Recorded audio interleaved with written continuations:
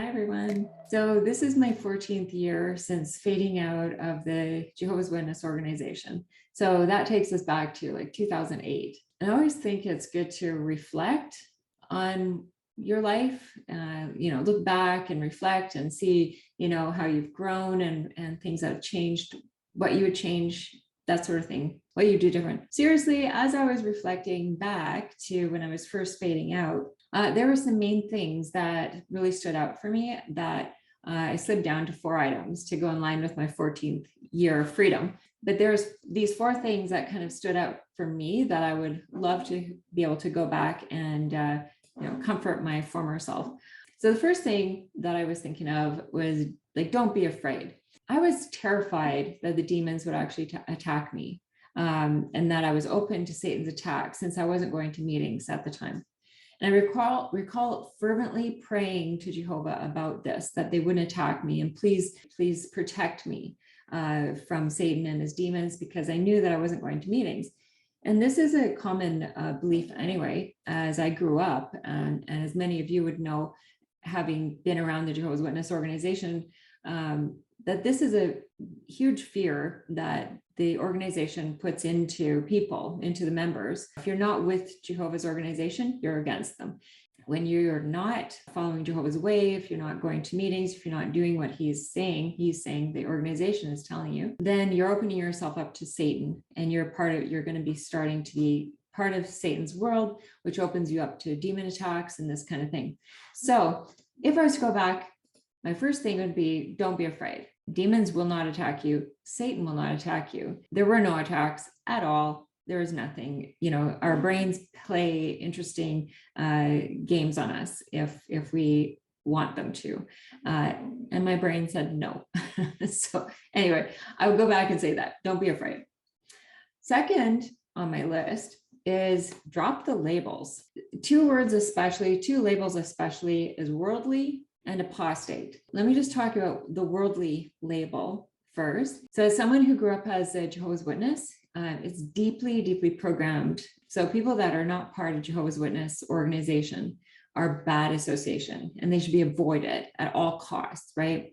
You just do not associate with worldly people. And so when I was fading out, this was really heavy on my mind, but I was also being told by my JW friends, the elders, my ex-husband, that I'd never find true friends or a good man in the world who would actually love me, treat me well. I would only have true friends if I stayed with the Jehovah's Witness congregation organization. But the truth about this is I've made some amazing friends who love me unconditionally.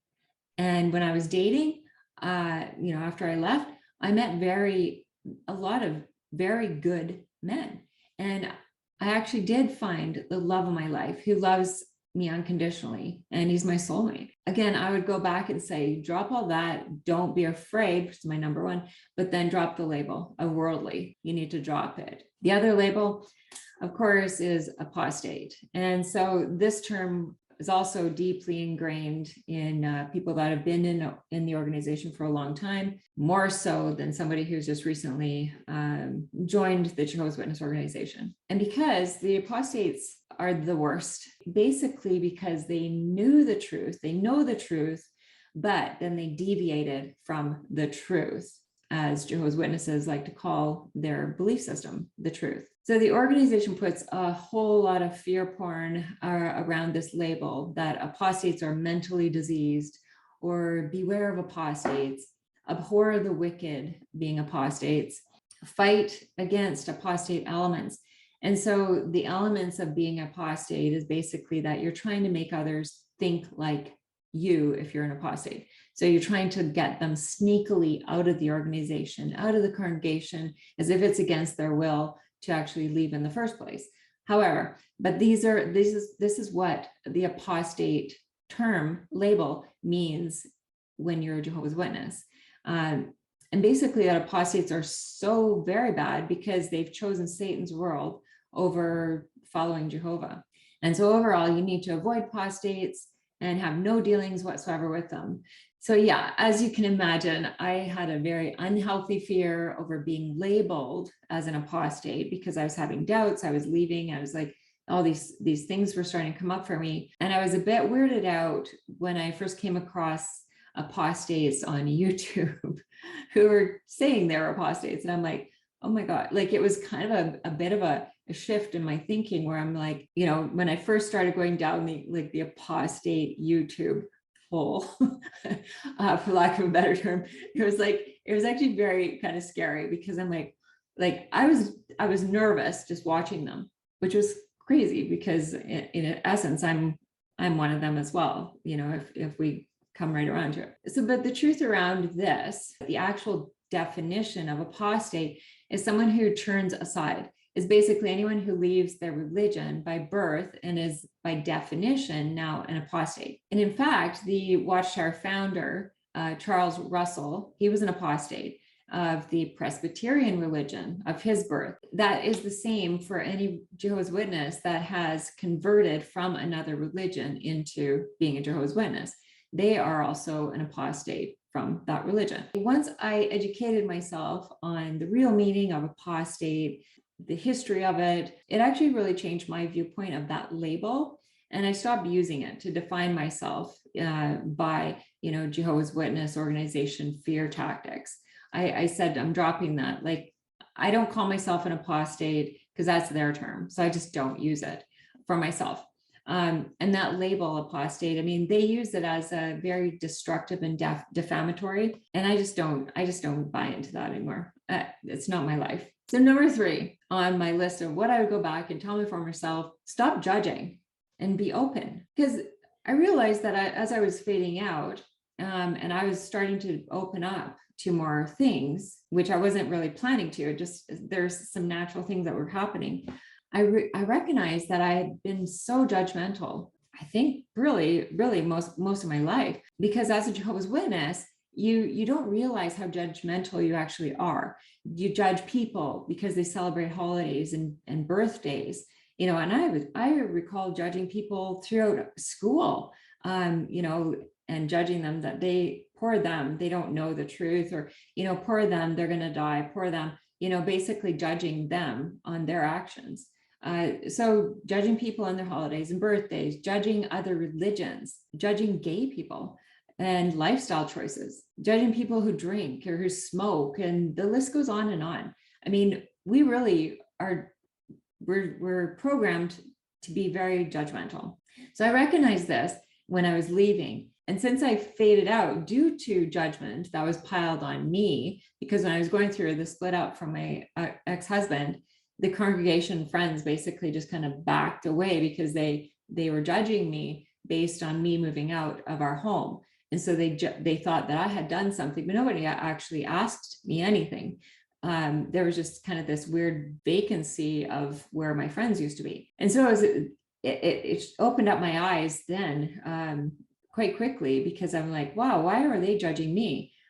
Because I haven't done anything, and they just on perception, they were judging me. That it kind of taught me a lesson of like how often I must have been doing this my entire life as a Jehovah's Witness. So I told myself at that time, I'm going to stop judging. I'm not going to judge anymore, or at least that's not going to be my first thing. I want to be open to new experiences and open to people and meeting new people. And I can't do that if I'm judging people. So I dropped judging, just stopped judging, and was open. And so the first year of my fading out, I met so many awesome people that are still in my life. Like 14 years later, they're my new friends. Some of them are what I call my best friends. And I just kept open, basically open to, if somebody invites me over to a birthday party, I would say yes. If they invited me to a Christmas party, I'd say yes.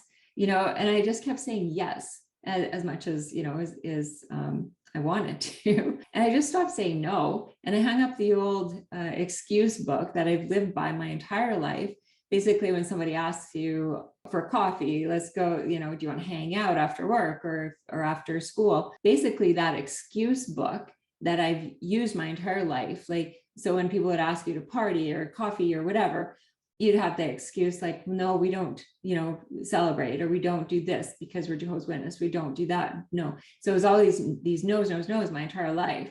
And so when I was fading out, I said, no more of that. We're going to be open. I'm going to start saying yes.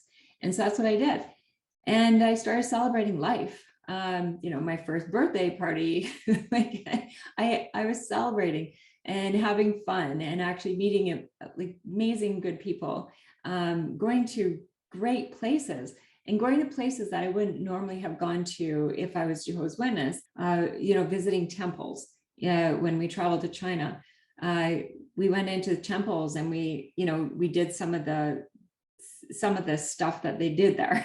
It was quite eye-opening. And at the same time, I'm like, okay, I'm taking away the judgment and I'm just gonna experience this for what it is, and how people are experiencing life in a different way. And that has been so helpful in just doing that. So stop judging and just be open. That's my number 3. My number 4 is saying to my former self, this too shall pass. When you're first going through, whether you're fading out and your belief systems are being jumbled and you're experiencing paradigm shifts, or, you're going through what I went through, where, it was kind of more of a realization that love isn't what you thought it was in the congregation. You're going through breakups, divorces, like I was going through. There's so much already going on to deal with, but then when you add on the Jehovah's Witness bag of guilt and judgment, it's so much change, and there's so much confusion and paradigm shifts and beliefs and thinking, and what do I do now, and what's my next step, and there's just so much jumbled in your brain that it's hard to really know what your next step is. I had to do so much work for personal growth, and it was scary and lonely at times, where it's just like, what am I doing? What is going on with my life? Because we're just like, what now? And it's scary.